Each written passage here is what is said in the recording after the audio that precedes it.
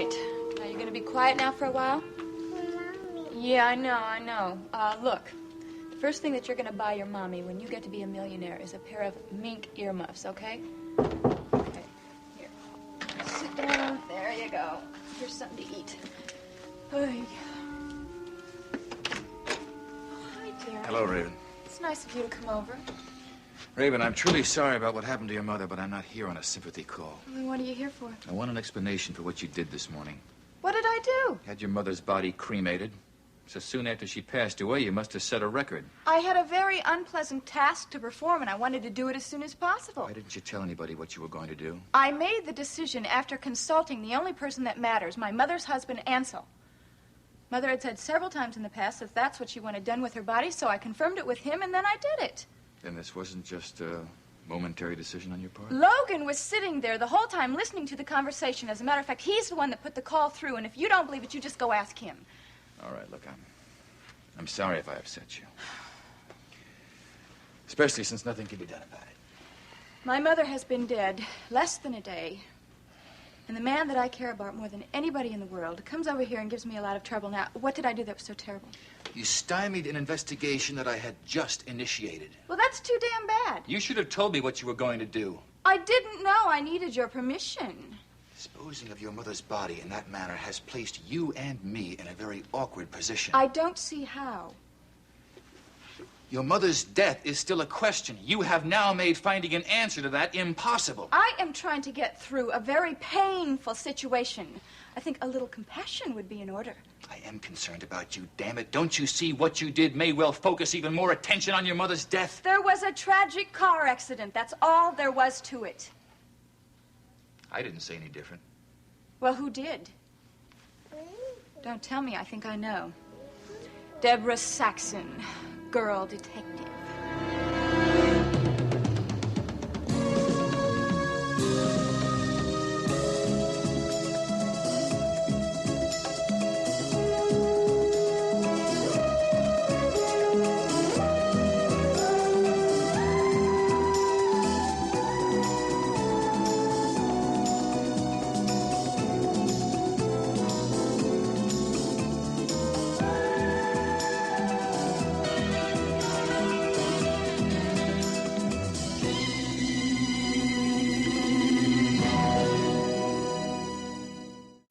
Why don't you just tell that red-headed detective of yours to let me and my mother rest in peace? You will have to admit this accident had some unusual aspects. What, for instance? A car crashes into a steel pillar on an empty street on a crystal clear night for no apparent reason. There was a very apparent reason. My mother obviously had a terrible seizure. I talked to your mother's physician. She wasn't all that sick. Well, I'm sorry, but that must have been what happened. Did you see an autopsy would have ascertained You're that for us? You're not going to get your autopsy, Derek, so will you please stop picking on me? The issue is closed, isn't it? Well, I would like the issue to remain closed permanently. I've got no choice but to put a lid on it, huh? I wish you'd put a lid on Deborah Saxon's mouth. Don't worry about her so much. She hates me. I swear she spends her nights trying to think of things to upset me. She conducted this investigation the way she thought best, and that's all. Derek, please. I just want some time to mourn my mother. Is that too much to ask? Oh, I'm sorry. Of course not. Mr. Chief of Police, if Deborah Saxon continues to hound me, I'm going to have to sue her and the whole police department.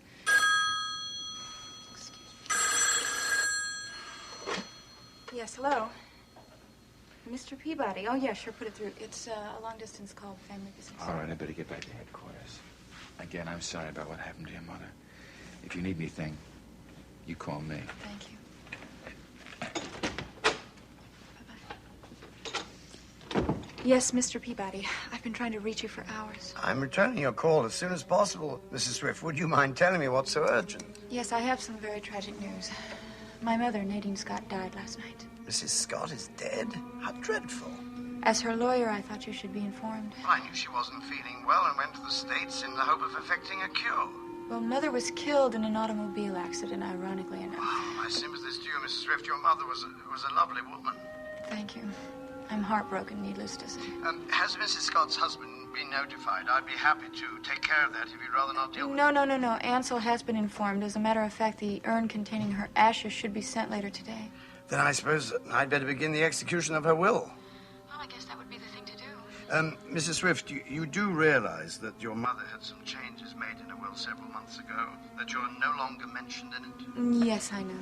In case you have any intention of initiating litigation to contest the document, Mrs. Swift, I feel it incumbent upon me to tell you that the way the changes were made would make it virtually impossible for you to defeat her wishes. I have no intention of trying to defeat her wishes. You're making my job very easy for Mrs. Swift. Thank you very much. You're very welcome. I would like to ask one favor, though. Well, insist upon it, actually. I'm more than willing to accommodate any reasonable request. I know that many of Mother's bequests were made to charities and certain institutions, and my mother was not particularly publicity conscious, so I would like the contents of the will to be confidential. Have no fear, Mrs. Swift. We'll be very discreet. No one will know the contents who is not personally involved. Wonderful, wonderful. You've made me feel much better. If there's anything I can do, please contact me. Thank you, Mrs. Swift. Goodbye. Thank you. Bye-bye. Well, Jamie, everything is going as smooth as silk. And pretty soon, you are going to be Jameson Swift, millionaire. And since a little boy like you doesn't know how to deal with the world of high finance, well, Mommy will just have to help you. Show you how to spend your money.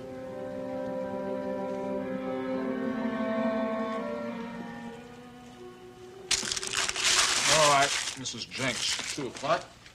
Plenty of time. Come in. Hi, Miles. Jody, this is a surprise. Hi. You all right? Oh, I'm fine. This is a social call. I feel terrific. Oh, your timing is perfect. Another 2 minutes, I would have been gone.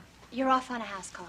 No. I don't allow my patients to get sick at midnight. That's my lunch break. Sound. Oh, then my timing was perfect. What'd you have in mind? Well, it seems to me I owe you a lunch, and I'm here to pay up. Oh, I appreciate the gestures. Gonna have to be some other time. You have plans? No, I just had my lunch. I had my sandwich right here at my desk. Oh. Hey, how about I buy you dessert while you watch me No, devour a listen, cheeseburger? I've sworn off desserts for the next month. Well, then what were you going to do?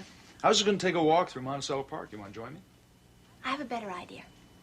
How would you feel about walking west instead of south? West, what's in that direction? Gavin Wiley's dance studio. We could walk over there, and then you could watch me do some real exercises. Well, I was really planning to get some fresh air. Oh, you'd still get your walk, and you've never gotten the chance to see me dance. Come on. I'm working on this new routine, and I want to get your opinion. My opinion would be very biased in your favor. You know that. Oh, that's okay. I need all the encouragement I can get. What do you say? Well, all right. You talked me into it. Good. Sounds like fun.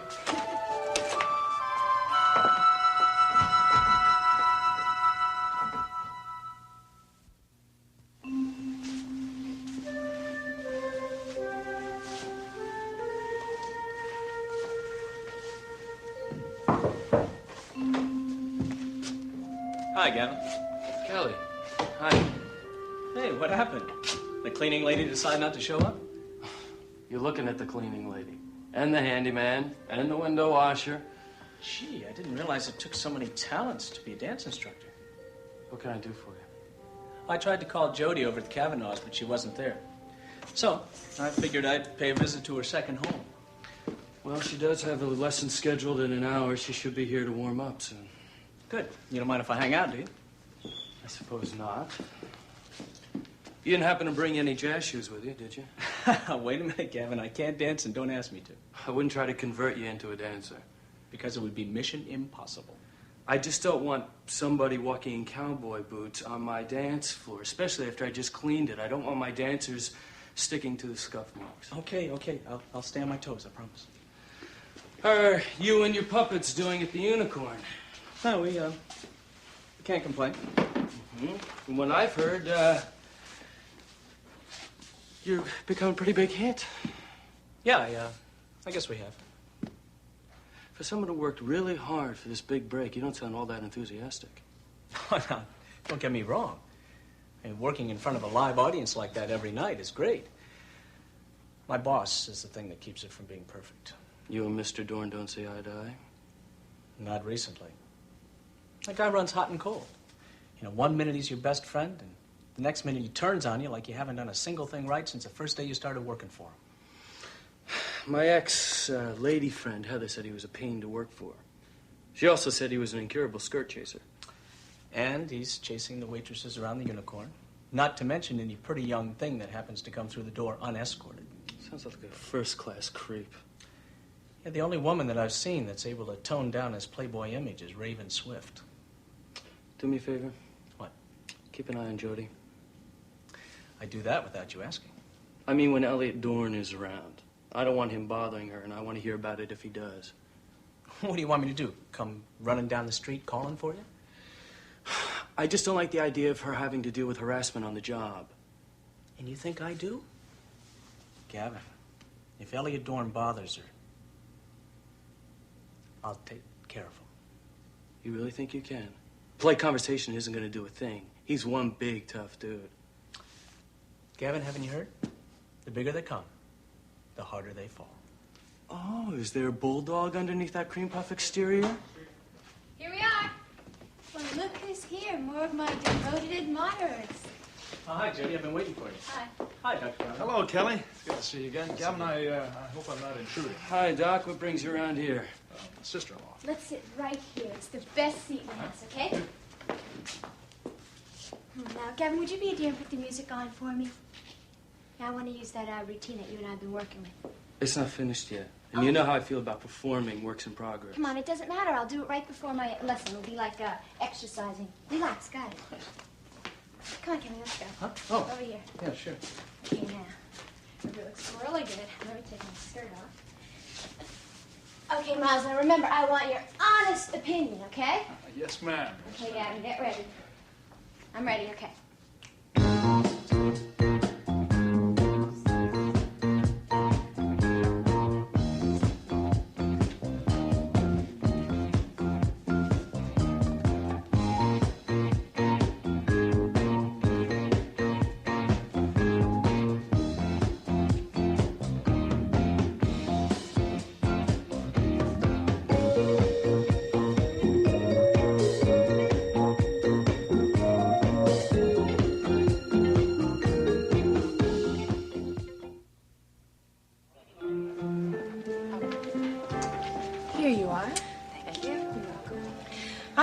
If I'm feeling stronger, I may just be forcing myself more. Well, when did you see Dr. Stewart last? About a week ago. Due for more blood tests in a couple of days. Well, you don't look ill, if that means anything. Well, I have a confession to make. I am a little bit pale, but I've been wearing lots of blush. You do it very well. With all this television experience, when you work for a small local station, you learn to be your own makeup expert. All right. Oh, Nicole, I know that you can fool the audience, but how about your husband? Oh, you're right. Husbands are a lot harder to fool, especially when they have medical degrees. Has he said anything? Miles has been driving me crazy. He's been fussing over me so much. He's worried. And what about you? I refuse to worry. Oh, look who's here. Mike and Cliff. Should we ask them to join us? No, I don't think we should. I think they're discussing some business. Frankly, Mike, I'm worried. Raven's really digging in her heels. That doesn't surprise me. Thank you. When I went over to her house to convince her about this postponement, she made it perfectly clear. She's ready to do battle. And that's just what it promises to be, unfortunately. Is there any way that we can use this 2-week delay to our advantage? And what we can do is make sure that all our witnesses are thoroughly prepared. And then, just wait for the bell to ring. Wait for the bell to ring is an apt description. All right, when we go in that courtroom, we better be ready to really do battle. We'll be ready, Cliff. After all, the facts haven't changed. Well, I could just see Raven when she goes in that courtroom. I bet she'll have on a long black dress, and she'll have on a veil that she puts over her head. And then she'll have an onion in her hanky so she can cry on cue. And she'll make subtle references to her dear departed mother. Certainly won't hurt her case any. Especially since Judge Lewis has the reputation of being a compassionate man. Raven is much too clever not to use the loss of her mother to her advantage. But Cliff, her mother's death really isn't germane to the issue of whether she's a fit mother. I certainly hope that Judge Lewis feels that way. I mean, Raven just lost her mother. He's going to take her baby away, too. Of course, you realize now that Mother has died, everything has changed. Yes, I'm sure it has. For one thing, there's no longer any question about Jamie's inheritance, is there? Your mother didn't change her will. No, she didn't change the will. Jamie does not have to wait till he's 21 to get his money. And when will he get his little bundle from London? Well, it's going to take a while. The will has to be probated and all that.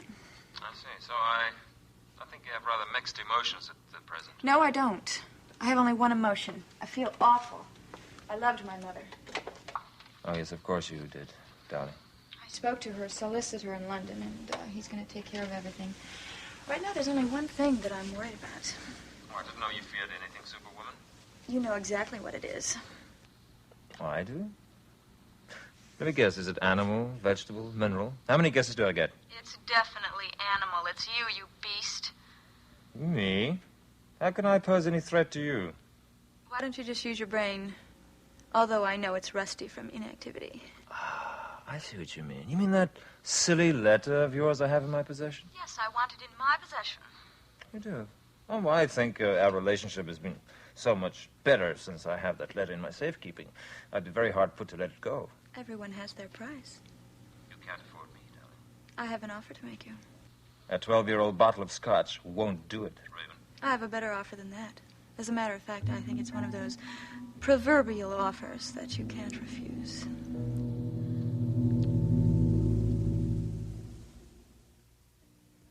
The minute I get my first money from London, I will give you $10,000 in cash if you give me that letter right now. But if you lose the custody trial? I'm not going to lose. I have everything going for me. I am the kid's mother. The social worker came in here and thinks I'm wonderful. The court is sympathetic to me. Because now I'm grieving for my mother, they're certainly not going to take away my baby. So you have everything, Raven, except the letter. You wouldn't want to see me lose this case now, would you, darling? Of course not, darling. So? Is it a deal? Let me think about it. What is there to think about? Why do you need that letter? I just enjoy possessing it. That's all. Well, you would enjoy money a lot more. Listen, we'll talk about this when we see each other, okay? Look, Elliot, I don't know when we're going to see each other. I mean, I can't very well go to the Unicorn and Disco when I'm in mourning, and I really don't want you around here. Well, what do you say we have lunch somewhere? Or maybe just a cup of tea? Cup of tea, huh? Yes, what do you think? When do you think it can be arranged? Raven, are you there? Yes, I'm here. Look, I don't know when it can be arranged, and I really don't want to talk to you anymore right now. I'll talk to you later, okay? Bye-bye.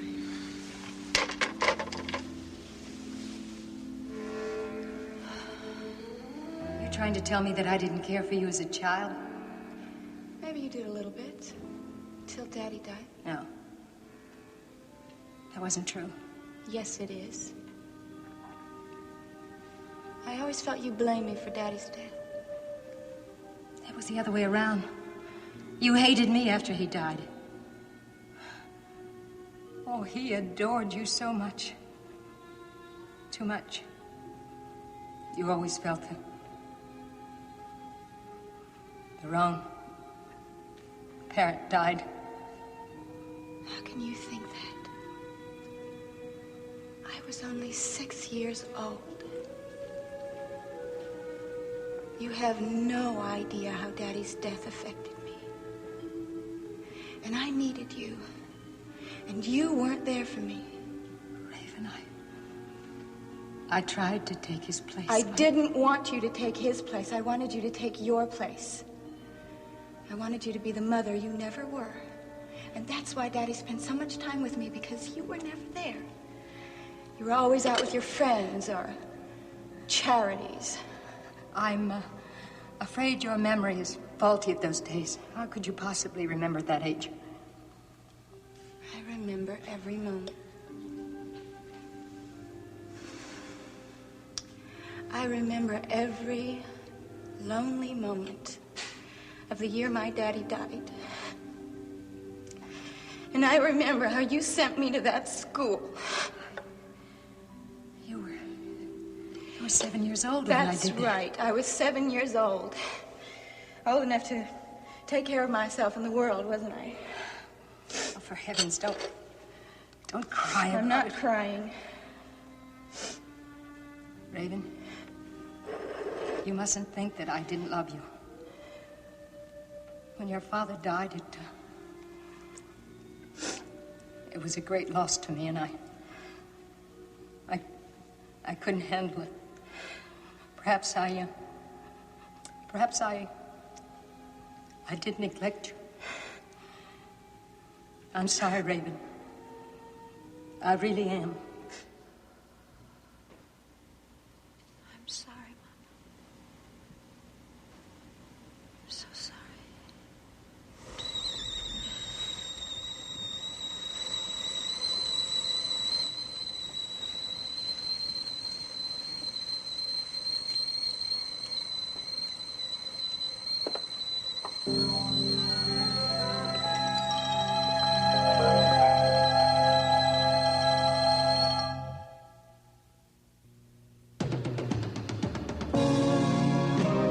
Seems as though a harmony is hard to find.